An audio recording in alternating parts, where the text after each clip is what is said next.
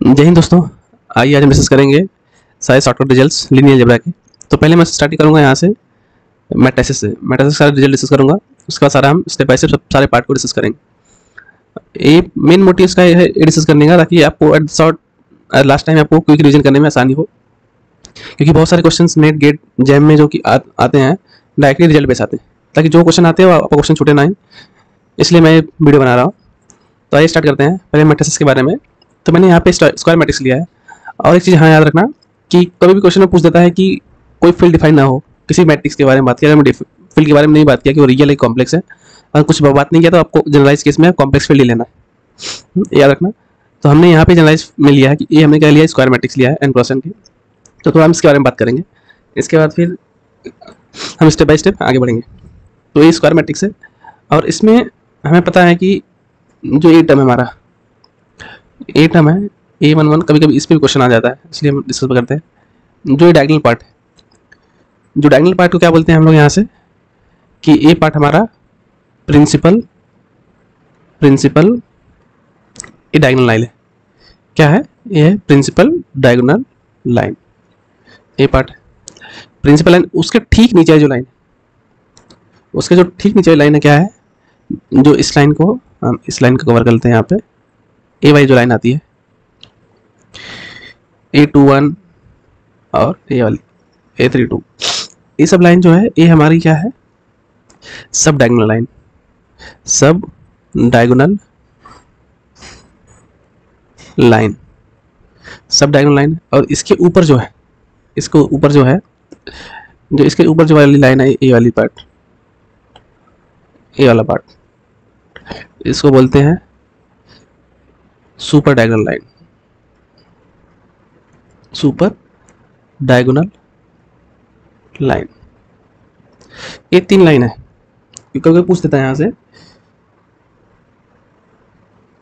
कि try diagonal line लेना है आपको, ट्राई डायगोनल लाइन में ये लाइन, सब डायगोनल लाइन उठाना है, प्रिंसिपल डायगोनल लाइन और ये सुपर डायगोनल लाइन। इसी तीनों के बारे में बात करता है, कहीं किसी के क्वेश्चन में डिस्कस किया, इसलिए मैंने आज बता दिया इसमें। तो अब देखो प्रिंस, जो कि पहला पॉइंट यहाँ से आता है कि जो प्रिंसिपल लाइन में, प्रिंसिपल डायगोनल लाइन में कितने एलिमेंट होते हैं? एन होते हैं। सेकेंड, सुपर डायगोनल और सब डायगोनल में कितने एलिमेंट होते हैं? यहाँ पे n-1, दोनों में कितने होते हैं? n-1। ये सुपर में और सब में, क्योंकि ये इस टर्म क्या, ये n-1 टर्म जाता है और ऊपर वाला भी टर्म n-1 टर्म। तो इसको हम थोड़ा डिटेल में लिखते हैं जनरल फॉर्म में। कैसे लिखेंगे उसे आइए देखते हैं। इसको रिजल्ट के बेस में लिखेंगे। तो पहला रिजल्ट हमारा क्या हो जाएगा, हमने लिया यहाँ पे if a equals to, generalize form लिखते हैं aij, वो भी क्या है, n क्रॉस n की मैट्रिक्स है।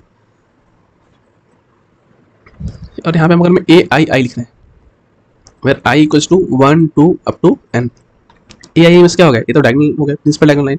इसको क्या बोल देंगे हम, ये है हमारा प्रिंसिपल डायगोनल लाइन। तो अब इसमें कितने नंबर ऑफ एलिमेंट होते हैं? n हमने बताया, उसको हम जनरलाइज फॉर्म में लिख देते हैं। इसी के नीचे the number of diagonal, number of diagonal entries in A is equal to कितना होता है? n, number of diagonal entries n entries होती है। तो A आपका होगा। तो इसी की बेस पे आपका सेकंड रिजल्ट क्या बन जाएगा, यहाँ पे सेम होगा हमारा, if A equals to aij n cross n, क्योंकि स्क्वायर मैट्रिक्स है ना।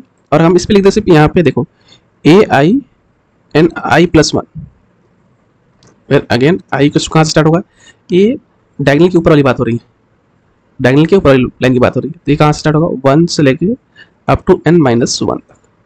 ये बताया था ना कि डायगोनल के ऊपर भी n-1, डायगोनल के नीचे भी n-1। देखो अगर मैं 2 क्रॉस 2 की मैट्रिक्स ले रहा हूँ तो क्या होता है, a11 a12 a21 a22, ये तो डायगोनल आपका a12। देख रहे हो जब आई वैल्यू 1 का तो क्या हो जाएगा, a12 a23, तो ए ऊपर वाला आ रहा है सुपर डायगोनल। हाँ, तो सिमिलरली इसके लिए क्या लिख लोगे यहाँ पे, द नंबर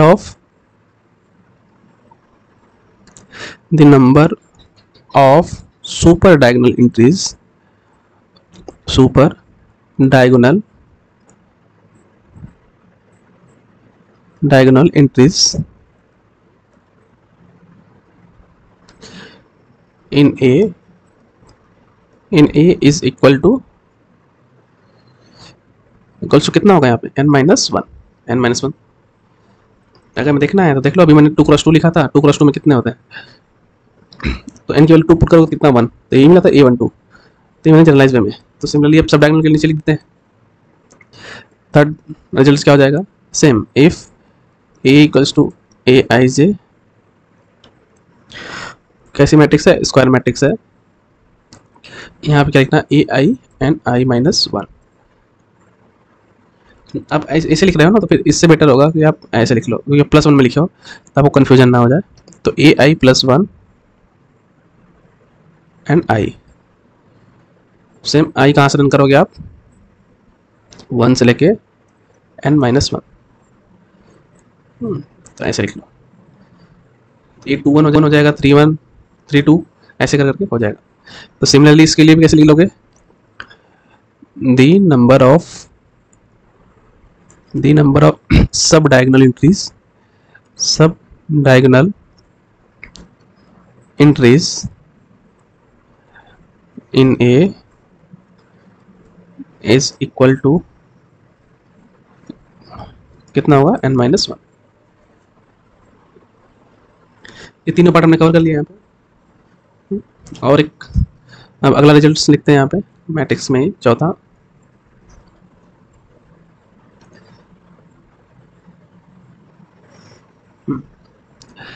कि set of all matrices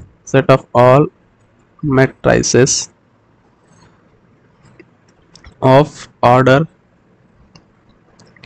m cross n, मतलब रेक्टेंगल मैट्रिक्स लिया, over any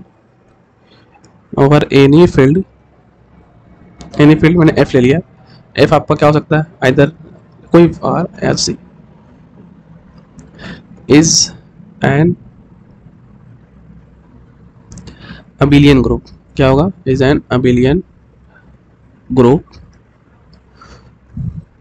with respect to, किसके रिस्पेक्ट में होगा, with respect to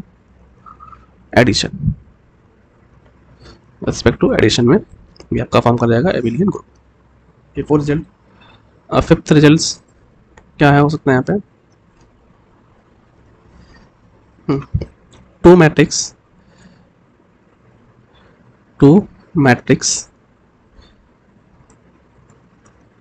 A and B, मैंने दो मैट्रिक्स A एंड B लिया,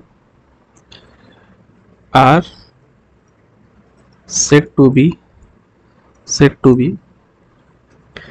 एंटी कम्यूट, ये कम्यूट नहीं करेगा, anti commute with each other. ये कब होगा, anti commute with each other, जब इनका प्रोडक्ट कैसे होगा, anti commute with each other. कैसे लिखोगे, if A B equals to minus of B A, जब ये प्रॉपर्टी होल्ड करे। तो कम्यूट के लिए क्या होता है, A B equals to B A, ये प्रोडक्ट मल्टीप्लिकेशन के लिए बात है। ये फिफ्थ रिजल्ट हो गया। अब 6 रिजल्ट्स क्या लिखेंगे,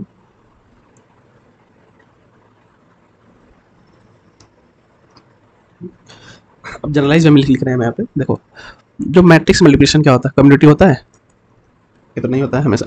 मैट्रिक्स मल्टीप्लिकेशन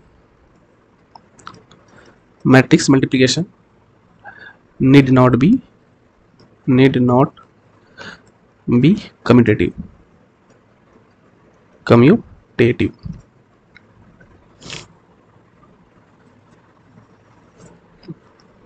नीड नॉट में मतलब होता भी है और नहीं भी होता है।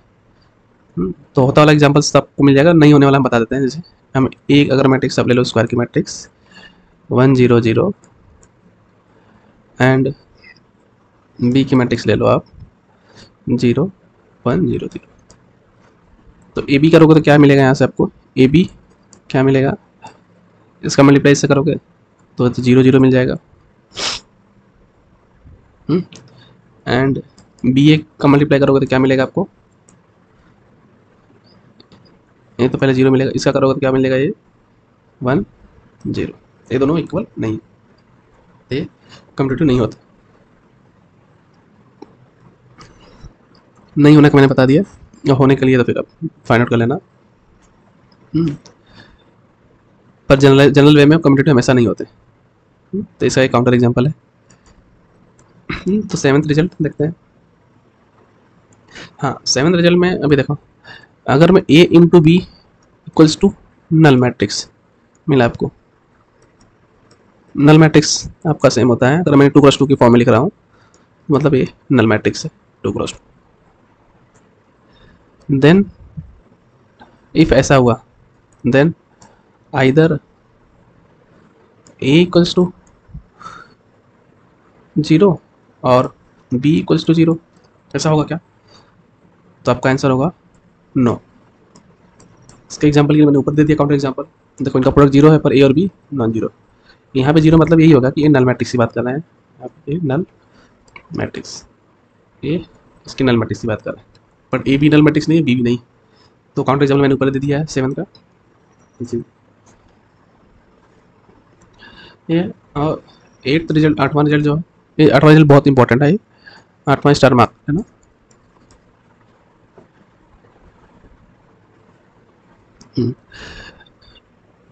इफ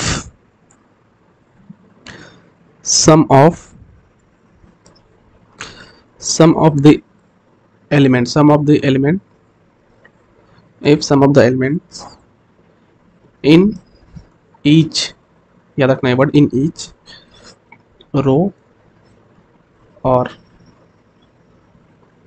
इन ईच, यहाँ पर लिख लेता है इन ईच रो और कॉलम, मैं दोनों की एक साथ में ले रहा हूँ, या तो रो हो तो रो कॉलम, सारा एलिमेंट सारे रो सारा कॉलम में, ईच रो और column of matrix,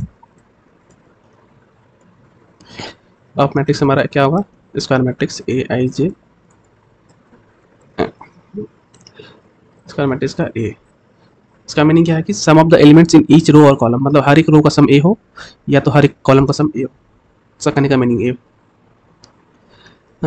similarly and sum of the elements in each row or column of matrix B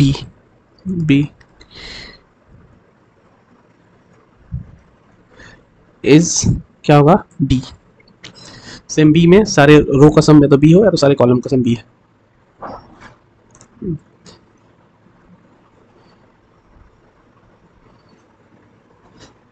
हाँ ये तो मैंने स्क्वायर मैट्रिक्स की बात कर ली, यहाँ पे स्क्वायर की बात नहीं होगी, यहाँ पे कोई भी मैट्रिक्स लेना यहाँ से, मैंने अगर मैं यहाँ पे ले लिया m क्रॉस n, तो ये बस खाली मल्टीप्लाई होना चाहिए, तो ये क्या हो जाएगा n क्रॉस p,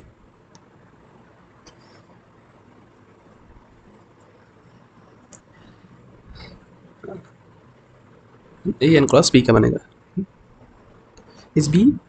तो देन क्या आएगा, then sum of elements in each row or column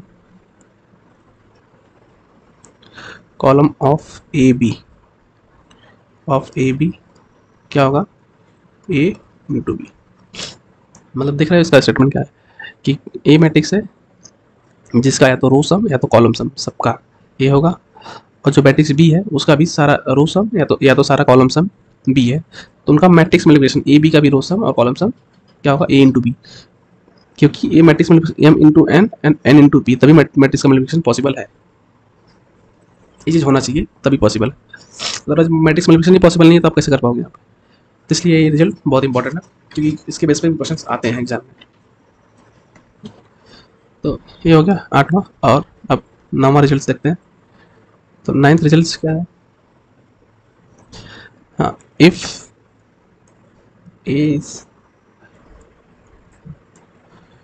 square matrix of order n, then A raise to क्या हो जाएगा, A raise to K equals to A into A कितने times, के times.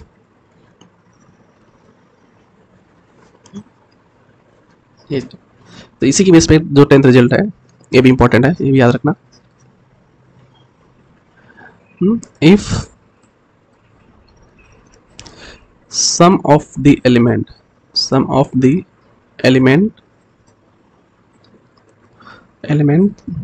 इन each row, क्या होगा, in each row और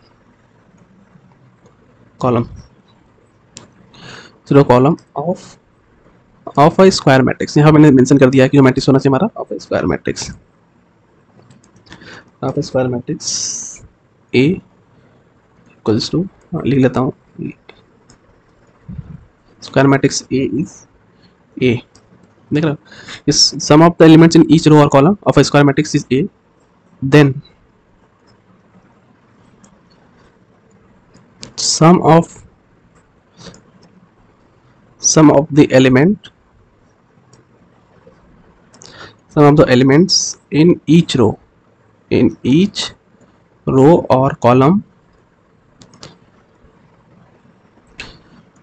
of a raised to k, a की power k कितना हो जाएगा, a raised to power k is a raised to k।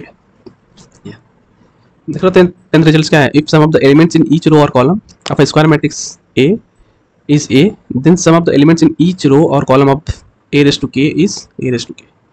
ये 9th 10th जो 8 और 10th रिजल्ट बहुत इंपॉर्टेंट, इसके बेस पे बहुत सारे क्वेश्चन आते हैं, मतलब स्टेटमेंट आते हैं, तो कि आपको अगला स्टेटमेंट में हेल्पफुल होती है। हाँ, तो आज के लिए इसे पे 10th रिजल्ट्स। अब इसके आगे हम डिस्कस करेंगे इसके आगे की प्रॉपर्टी जो मैट्रिक्स की है, तो हम डे बाय डे 10 से 12 रिजल्ट डिस्कस करेंगे ताकि आपको पढ़ने में भी आसानी हो और उसको क्विक रिवीजन करने में भी आसानी हो। तो बाकी इस वीडियो में इतना ही, अब मिलते हैं अगले वीडियो में, तब तक के लिए जय हिंद।